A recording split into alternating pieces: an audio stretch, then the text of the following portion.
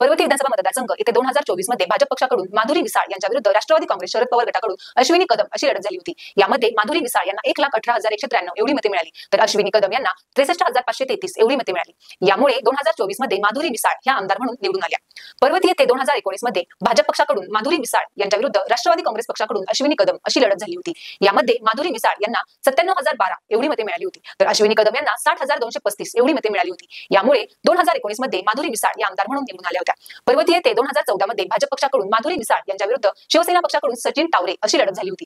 यामध्ये माधुरी मिसाळ यांना 95,583 एवढी मते मिळाली होती, तर सचिन तावरे यांना 24,493 एवढी मते मिळाली होती। यामुळे 2014 मध्ये माधुरी मिसाळ या आमदार म्हणून निवडून आल्या होत्या। पर्वती येथे 2009 मध्ये भाजप पक्षाकडून माधुरी मिसाळ यांच्या विरुद्ध राष्ट्रवादी काँग्रेस पक्षाकडून सचिन तावरे अशी लढत झाली होती। यामध्ये माधुरी मिसाळ यांना 64,959 एवढी मते मिळाली होती, तर सचिन तावरे यांना 46,743 एवढी मते मिळाली होती। यामुळे 2009 मध्ये माधुरी मिसाळ या आमदार म्हणून निवडून आल्या होत्या। अशाच नाविन्यपूर्ण माहितीसाठी आपल्या चॅनलला सबस्क्राइब करा।